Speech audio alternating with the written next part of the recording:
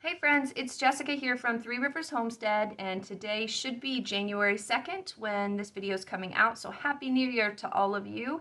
And as promised here on my channel, through the months of January and February, I'm going to be participating in my Pantry Challenge. It's the Three Rivers Challenge, and you can follow that hashtag to see other YouTubers that are participating. I host it here on YouTube and also on Instagram. You can follow the hashtag there, and there are hundreds of other people that are participating in the challenge and sharing their wonderful meal ideas and creative ways to use up the goodies in their pantries. So also, as promised, every Sunday I will be putting out a video that shows all of my meals from the previous week. Well, it just so happens that this Sunday is January 2nd, so I only have one day of meals to share with you. But I do have kind of some fun things that we were up to in the days leading up to the challenge. Hopefully you'll enjoy seeing that. We have some fun food traditions that we do here in our house that we really enjoy, and they're kind of conveniently happen right before the pantry challenge, so it's kind of our last hurrah with store-bought food before we take a little break from that. And then I thought I'd also sneak into this video a Q&A that I did with Adam that sort of sums up our year. It's sort of what we perceive to be our successes and maybe our failures here on the homestead, as well as some goals that we've set for ourselves in 2022. And so I thought that would be a fun way for you to get to know Adam a little bit better. And if that's something that interests you, why don't you stick around?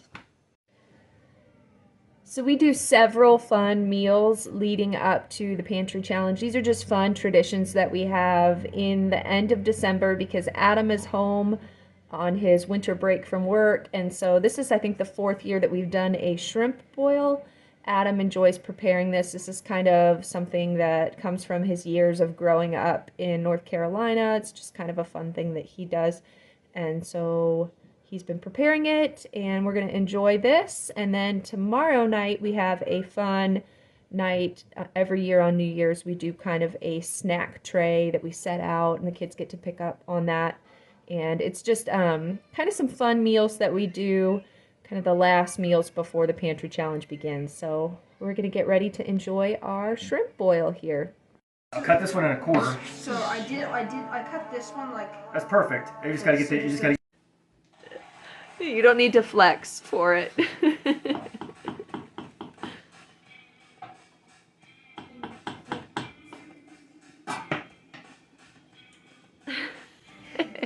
Ready? Whoa! Yeah! That's Gabe's. Okay, take a bite. There you go, take a bite.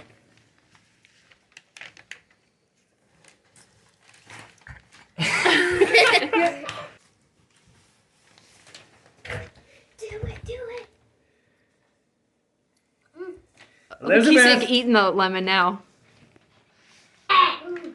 Get there. Sit down.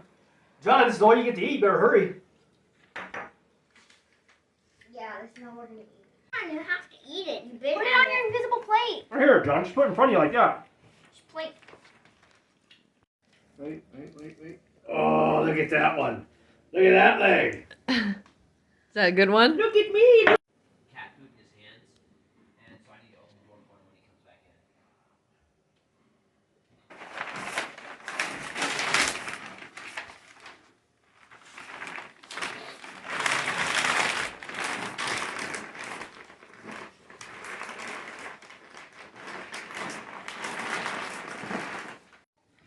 Okay, guys, it's New Year's Eve, and I have to get ready for our big smorgasbord of snack foods. Adam's out at the store picking up some items that we need for our little party tonight.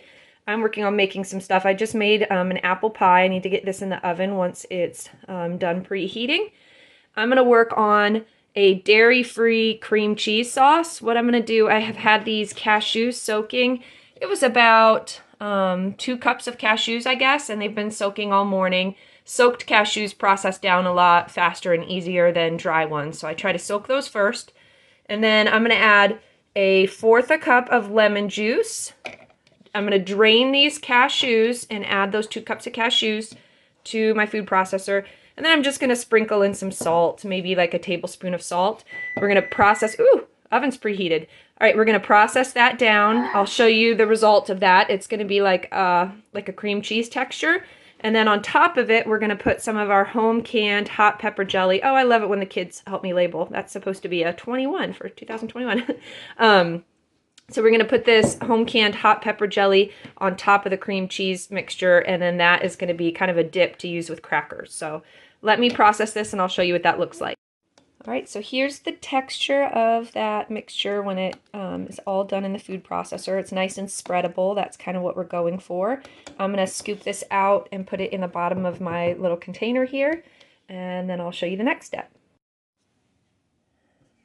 Okay, so there's that first layer of the dairy-free kind of cream cheese spread. Next, I'm going to layer on top some of this hot pepper jelly. I canned this last summer in a video for you guys in August. This is just jelly made from the juice of cayenne peppers. A lot of people, when they can their pepper jelly, they actually leave pepper bits in it, but I find that makes it too spicy for my children. They won't eat it that way. So this is just made from the juice, but it has a nice kind of spicy tang. It's just not overwhelmingly hot and spicy. So I'm just going to put a layer of the jelly over top, and then tonight the kids can kind of dip their crackers in that, or scoop some out on their plate and spread it on their crackers, and that'll be a nice addition to our snack. I guess we're going to have a whole counter filled with snacks, and this is one of the items. And that's what it ended up looking like. It's not the most beautiful thing. If we were having guests over and it wasn't just my children here today, I would try to make this look nicer. I would chop up some cayenne peppers. I would rehydrate some of the ones that we dehydrated over the summer, and then I would chop them up and kind of add them as decoration around the edges just to make it look prettier, but it's just my kids and they don't care. It'll still taste great. All right, on to my next project. I'm going to make a little bit of sushi just with what I have in the house. This is, I guess, the pantry challenge is beginning. I need to use this up. This was some nori that we bought last year, and it's saying it's best before January 9th, 2022. So I've got a little over a week before I guess I should use these. So we're going to go ahead and use these up. This is all the sushi rice that I have in the house, so I'm going to use that. And then we're just going to, some of these vegetables that we have in the house that we were going to use for our veggie tray, I'll just make some little sushi rolls so we can use this up tonight. I always add rice vinegar to my sushi rice, and I don't even know how old this is. Look, best used by 2020, but it's vinegar, so whatever. We've been using it, but that's all I have left down there. I'm going to add this to my rice, and then that feels good. It's another bottle I'm getting out of my fridge that isn't going to waste. While I'm waiting on my rice to cook, I'm going to chop some veggies.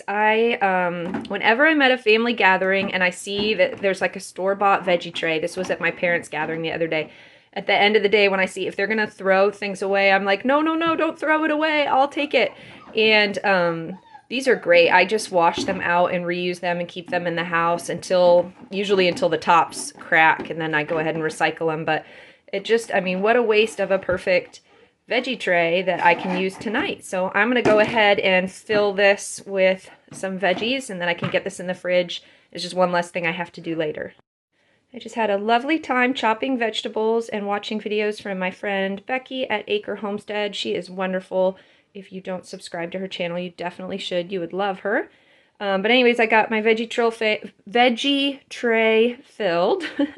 And then I've got a nice scrap bag going here that'll be used for broth in the future. I'll just tuck that in the freezer, and that'll go. I think next Friday I plan to make some broth, so I'll use that then.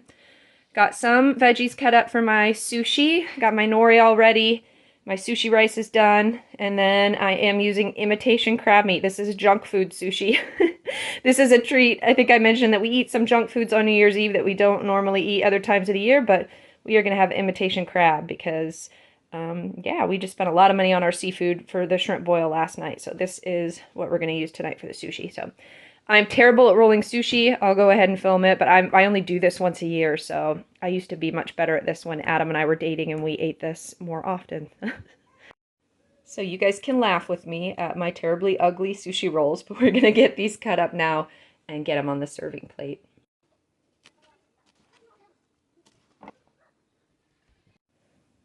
All right, so not the prettiest sushi that was ever created, but it'll do the trick, and I think the kids will enjoy this, and Adam will enjoy this.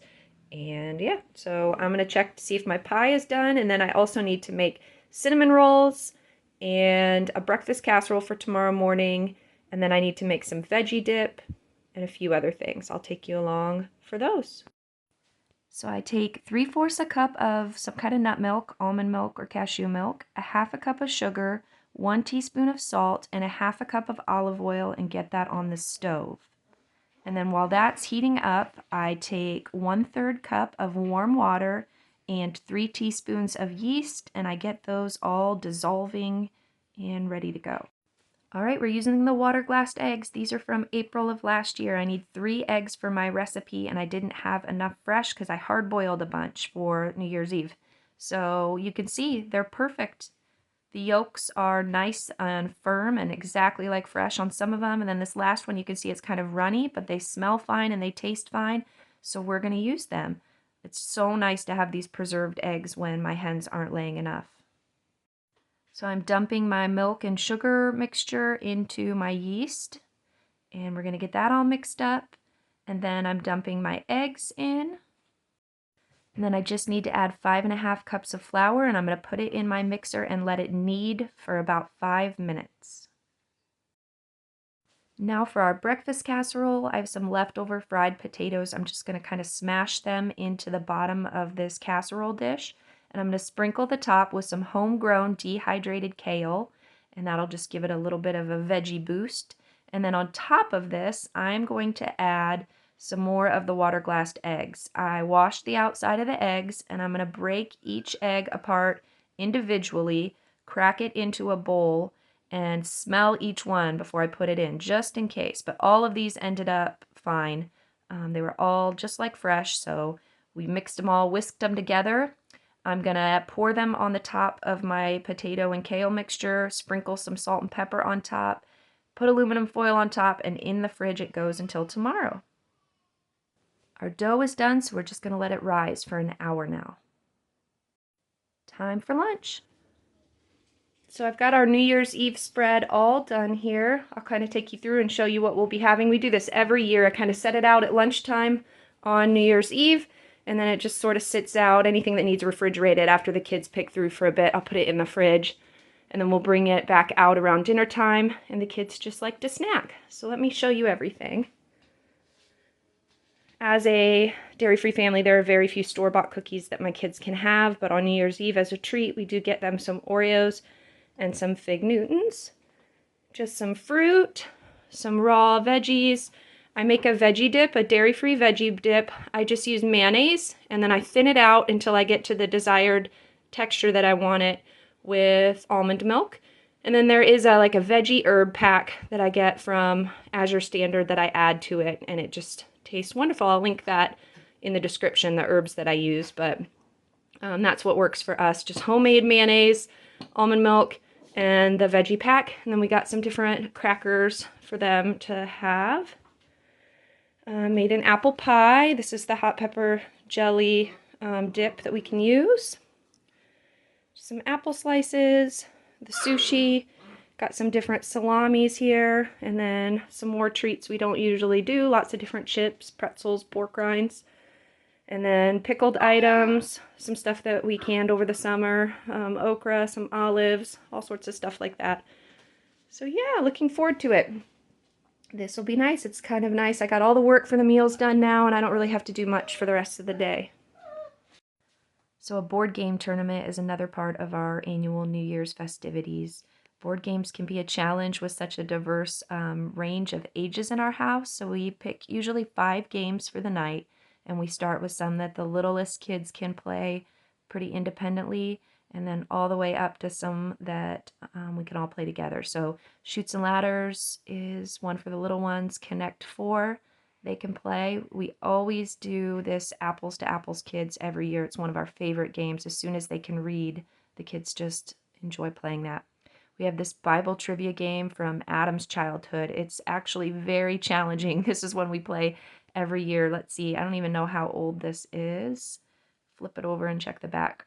It is from 1984 and still going strong in the game rotation. So that's a fun one to play together as a family. And then this is a new one from our Adam's mother. She got us this Pass the Pigs, and we're going to play this one this year too. So getting all set for game night now. And now our dough is done. favorite part is punching it down, and I'm going to grab a helper to do the next step. So Gracie is just, we had to clear a little space on our snack table so that she could roll out our cinnamon rolls. And then I'm going to start preparing the filling. We do 1 cup of brown sugar, 1 cup of regular sugar, a 1/2 cup of olive oil, a 1/4 cup of flour, and 2 tablespoons of cinnamon. We've got that all mixed together, and we're going to spread it out all over our dough and get these rolled up.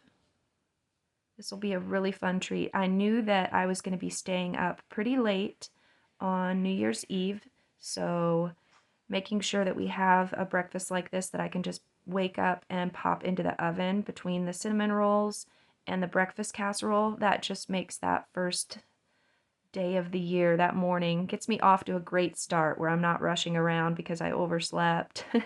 So I can just get these in the oven and that'll be great.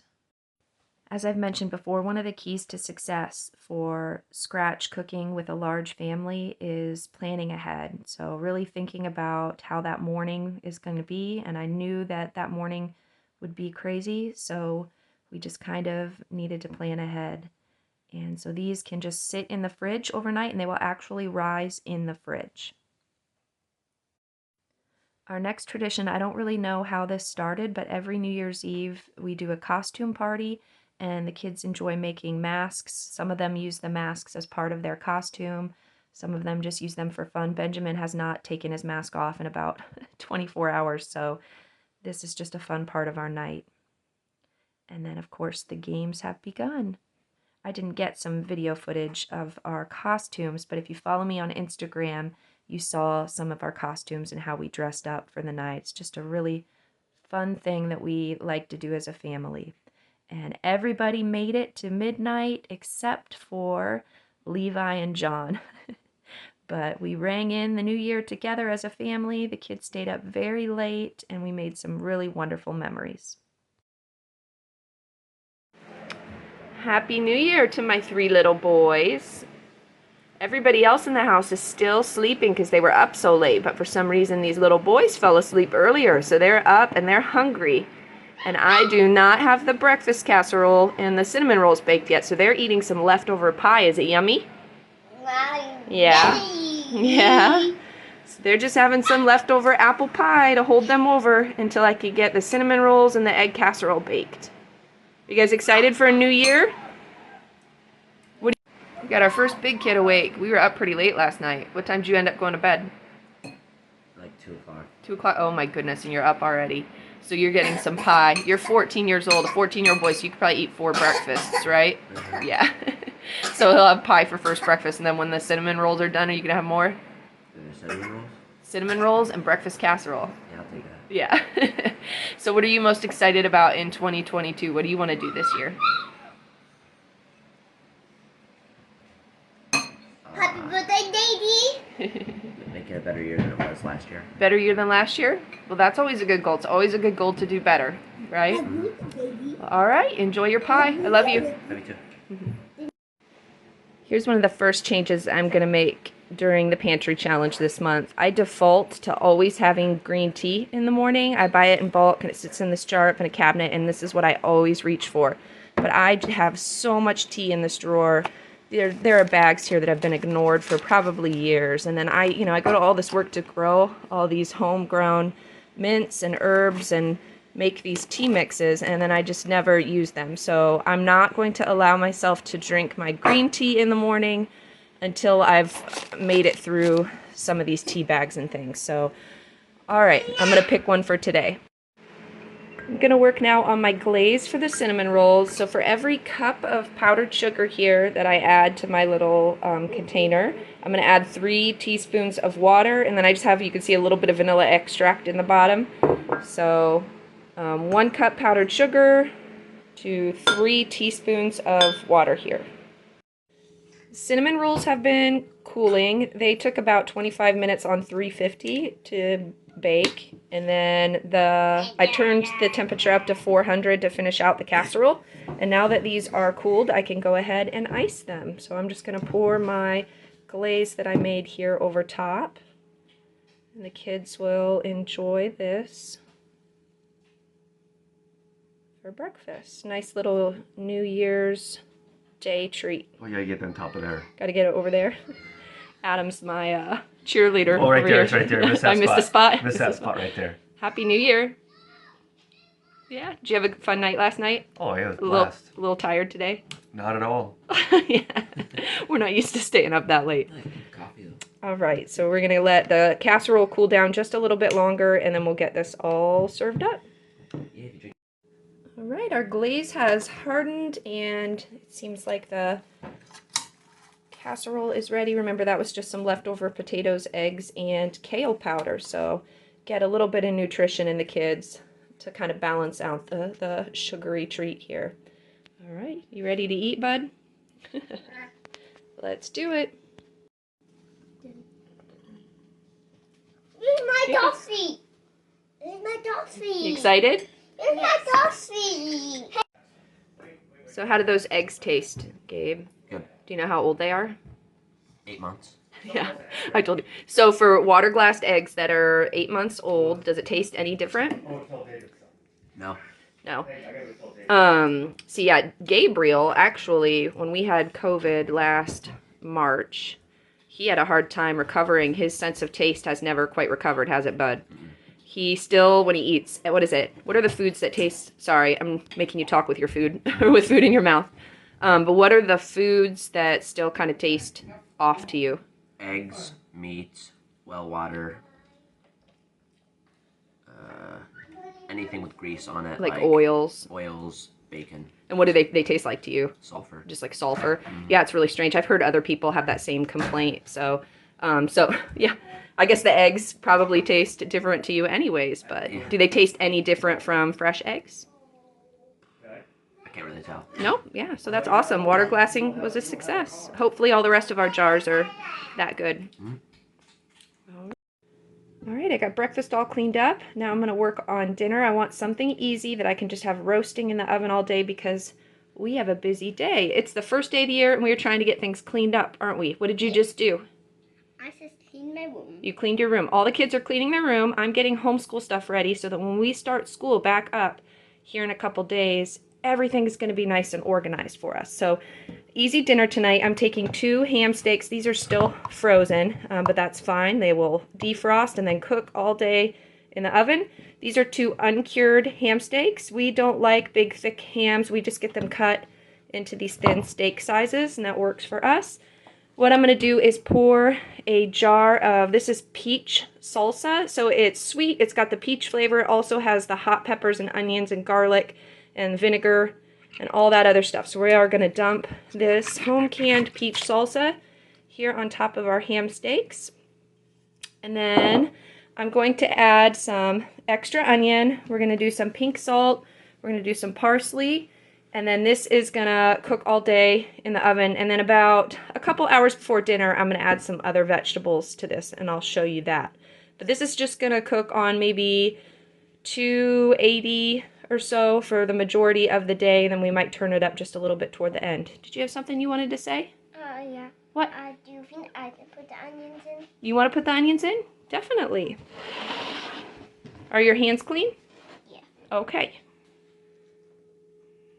So while he's doing that, I'm going to get some salt. I'll just add a little extra salt in there. I'll also get some pepper here. And then we're going to add this parsley. Let me get this opened.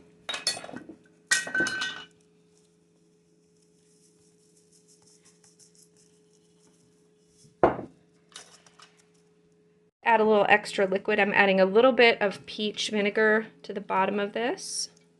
So it's going to be nice and tasty. What do you think, Levi? Yes, I think we should add one more ingredient. One more ingredient? How about the pepper? Will you put the pepper in for me?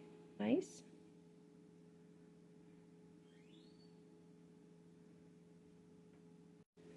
Okay, on this first day of the Pantry Challenge for lunch, we're just having leftovers from our New Year's Eve party last night. So I need to get this stuff used up.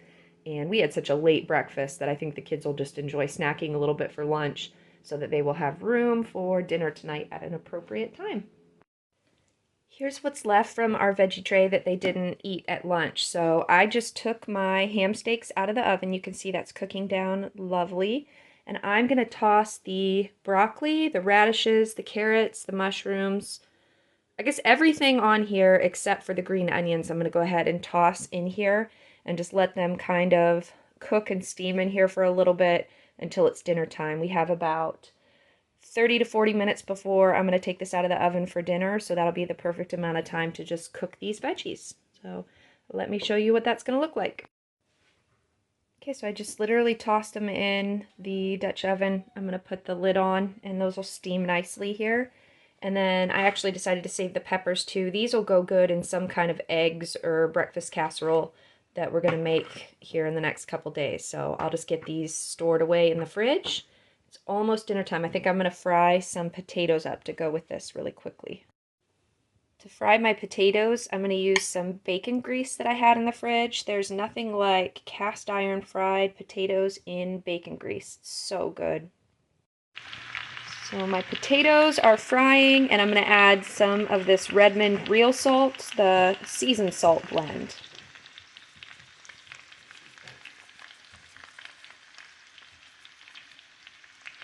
Gonna add it pretty liberally. We like these a little seasoned. Potatoes are something that I always cook too much of because I like having leftovers. They can go in the next day's soup, they can go in the next day's breakfast. You just can never cook too many potatoes. Everything's all done and it's cooling down. Oh, it smells so good. Let me show you what this is going to look like all plated up.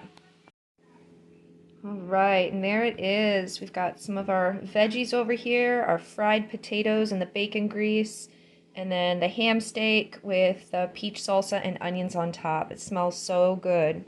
And then something to always remember, whenever you roast some kind of meat, save the liquid that's in the bottom. Once I pull all of the solids out of here, I will save the drippings down here. This is all of the wonderful fat from the meat, as well as any kind of water that was in, the peach salsa and any of the veggies, and then the leftover vinegar and stuff. That is flavor in there that will go in whatever soup I make this week. So do not waste that liquid.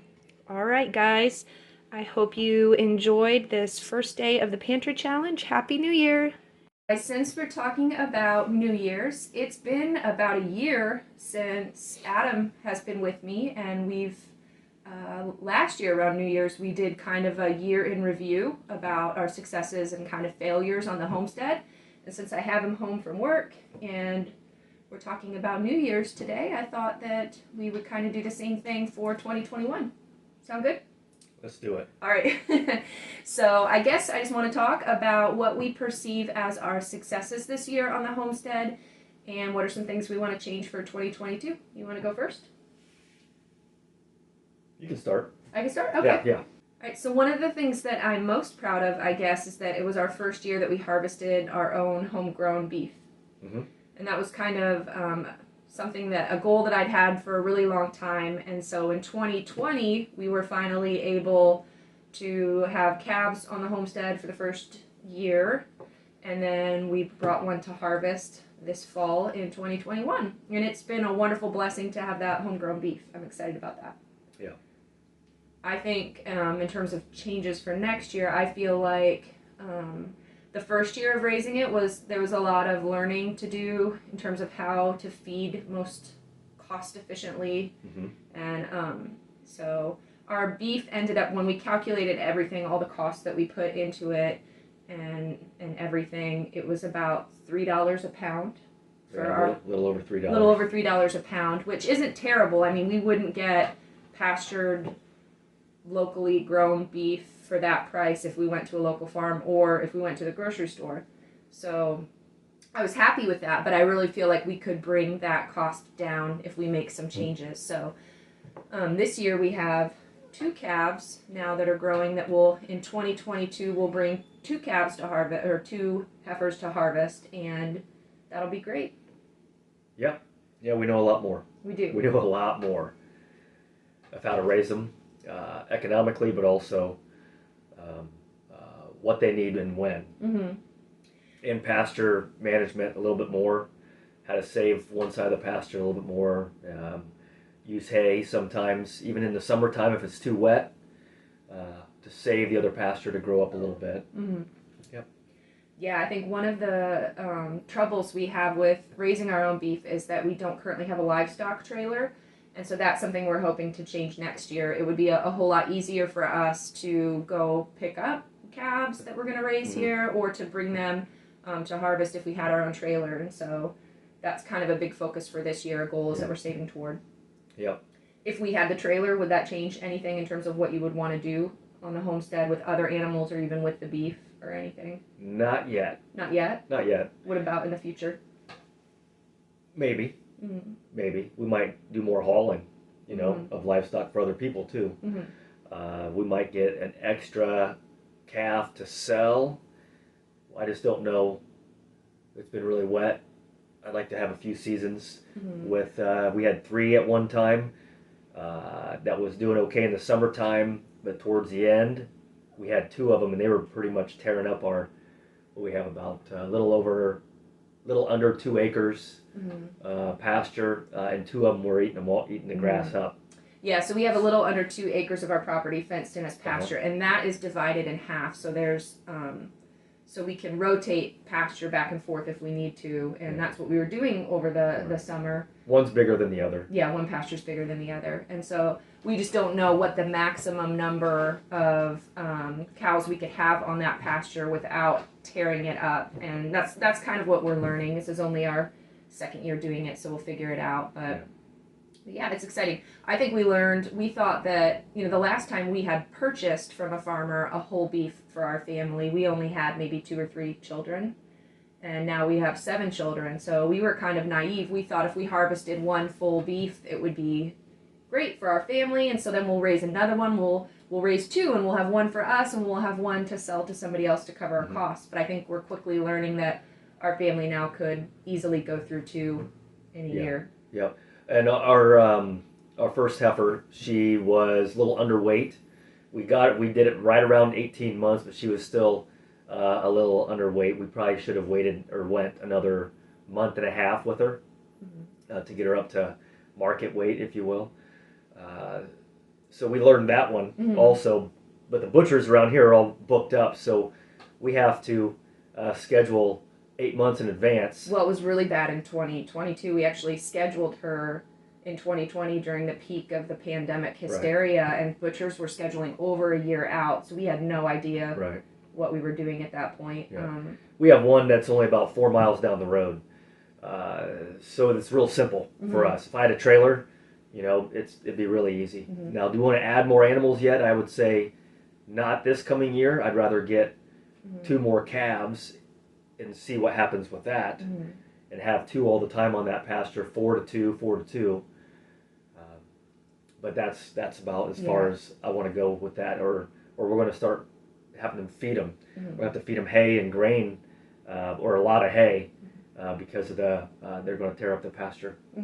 Yeah, I get a lot of questions too. We could have saved a lot of money with our beef this year had we done our own butchering. I had lots of questions about that, but we aren't really set up for that. I mean, you need a meat locker or some way to hang the beef for a while, and I'm not really sure that that's the project that we're really interested in doing at this point anyways. You know, we process and butcher our own poultry, and it's a lot of work, and with all the children and taking the time out to do that, it's a big project to do that, and I imagine beef would be even more of a project. So I think we're pretty confident in that decision. As he mentioned, with a butcher literally 4 miles down the road, it's worth it for us to save that work and just bring it to him.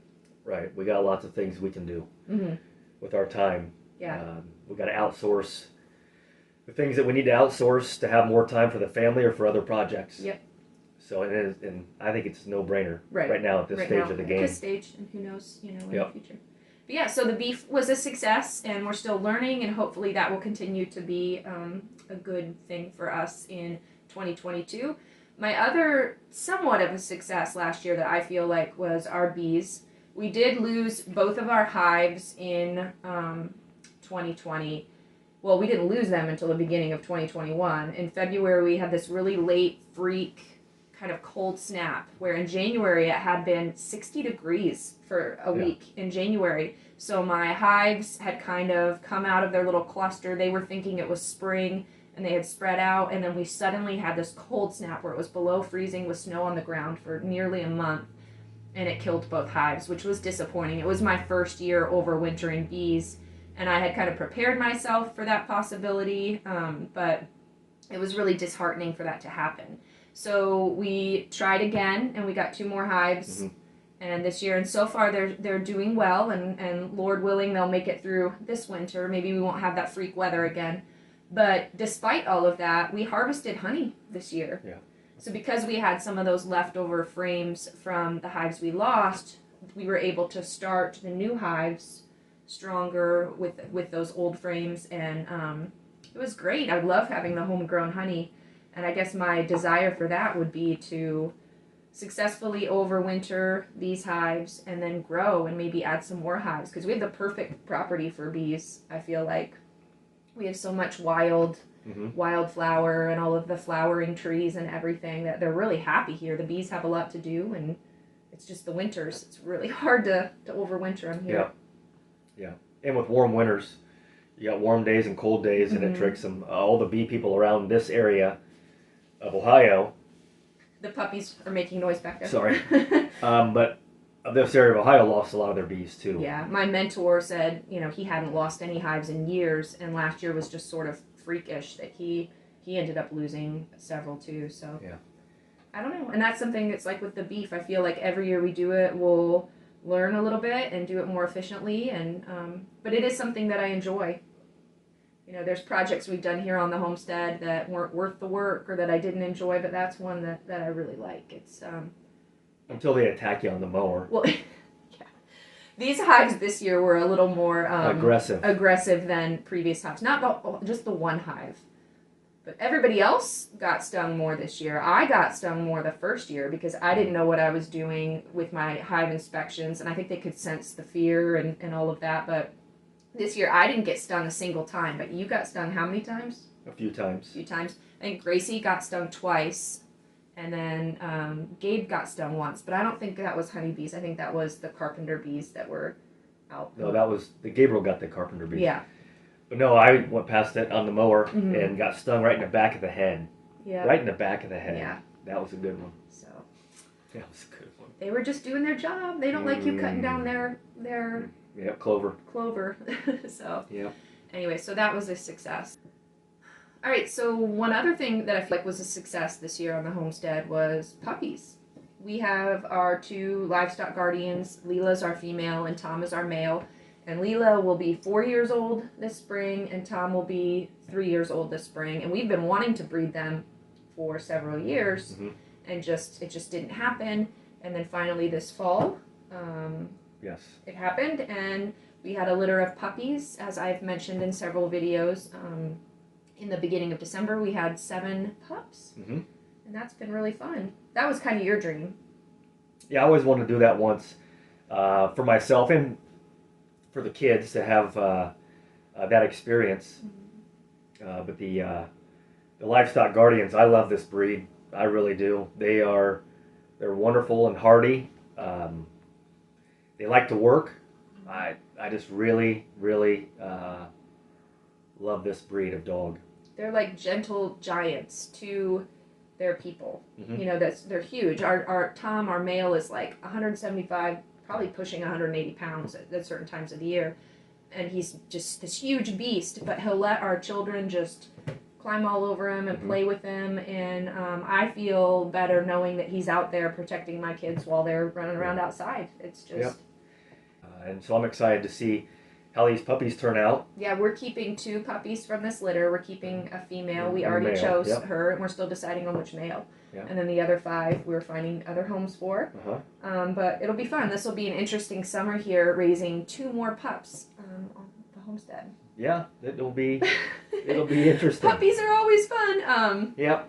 But with Livestock Guardians, there is a little bit of training that you have to do. And with our first one, when we brought Leela home the first year, that summer, we had her as a puppy. It was a lot of work training her a lot of work. Then the next year, Leela already knew all the rules and was working really well. So when we brought Tom the following summer, she sort of taught him how to do it. So I'm thinking, since these are Leela's pups, she's going to do a lot of the training work for us. She'll correct the dogs when they step out of line, and so it'll be really fun to watch mama dog raise her pups, you know, up to be big dogs. So it's been fun. I enjoyed the whelping process with the puppies. It was a lot more work than we anticipated. We kind of didn't know what we were getting into, but I've enjoyed it. It was a learning process. I'm not sure that it's something I want to do in 2022. Obviously, Leela, we want to give her a rest, but I think if we ever did it again, I would make sure we did it in the spring. Right. Because here in Ohio, having newborn puppies in December created more challenges. It was so cold outside, we couldn't really safely have them in our barn. Our barn doesn't have electricity run to it. Right. We didn't want to put a heat lamp out there for fire risk, so they've been inside. And I feel like in the spring we would have more options to have them They'd be outdoors. born in May. Yeah. And it'd be fine. Yeah. It'd be fine. So yeah. It'd be warm enough. Maybe in 2023, but I'm ready to have a little rest from puppies after this for a little bit. All right, so we've talked about the successes. I guess now we have to talk about the failures too on the homestead. I guess a lot of these don't really have to do with you. You were at work this year, and that was a success. You successfully kept your job, so that's always good. But for us here at home, the garden, I'd say was definitely a failure on my part. Well, I mean, I guess that's being a little harsh. It's never a failure if you're getting food from it. Right. And we did get food from it. It maybe wasn't as productive as gardens that I've had in the past when I was able to maintain them and fertilize them and weed them a little better. Right. But we still got food from it. I can't really complain about that. I just feel like this year we made the intentional decision to downsize my garden by half, knowing that I was in a season of life with a little baby. You know, Benji was less than a year old when I began the gardening season. So I knew what I was in for. It's sometimes harder for me to garden with a walking toddler than it is with a newborn baby even. So I knew I was in for it this year. But I guess even with it half the size, it still was a lot of work for me to do. And then we had added challenges. You know, we had a big injury. John got injured in the middle of gardening season, and that prevented me from being able to work a lot in the garden. And then I was pregnant toward the end of gardening season, and that prevented me from doing some work and even planting a fall garden. Yeah. So it just wasn't a good gardening year. So I don't know. I guess every year my goal with gardening is to try to make it more sustainable. I can't speak. Yeah, that's fine. Yeah. More sustainable for our lifestyle. And I think the older we get, the more we just want the homestead to kind of take care of itself. And, you know, that's kind of unrealistic. There is work that we have to do. But if there are ways that we can make it easier so that we have more time to just be parents to our children, like that's, you know? Yeah. I think that we're starting to feel that the years are slipping away from us with the kids. I mean, Gabe he'll be 15 this summer. Yeah. So we technically have 3 years before he could fly the coop. And, I mean, that's definitely, I feel that clock ticking in me to where I don't want to work away that time.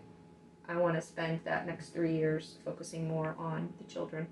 What are you looking at? Sorry. I just saw one of the heifers run across the pasture. We have a window right behind the camera where you can see out into the pasture, so lots of distractions. Puppies behind us. We've got animals everywhere. So. Animals out that way, animals out that way, animals out that way, animals up there. Upstairs, the human animals.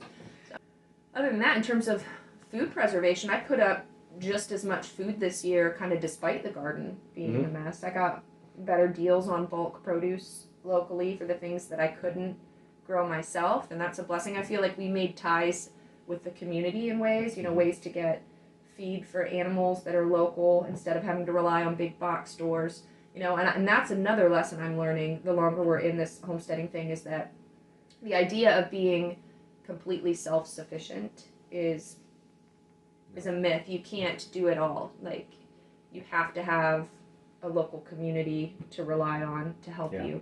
Because all it takes is 1 year where you can't grow one thing, but if you have a neighbor down the road that can fill in the gaps for you, like that. For at least for what we're doing. Yeah. For what we're doing, we need to rely on some community. Yeah, we do. And so forming those relationships has been helpful. Tractor Supply has had a chicken food, by the way. Yeah, we went to Tractor Supply. They were out of chicken food, and you know, if you're relying on those big box stores, that's a problem. But if you have someone in your local community, a local mill that can make that food for you, then you know that's a whole different thing. Right. All right, I'm gonna sum this up. I guess in all. What? I'm just looking Stop at you. staring at me. In all, it's been a good year. Okay. All right. We haven't been this serious in a while. We have a hard time being serious. For this long a duration, usually we have interruptions, we have other things. People ask me, why isn't Adam in more videos? Because we can't be serious. Not very long. No.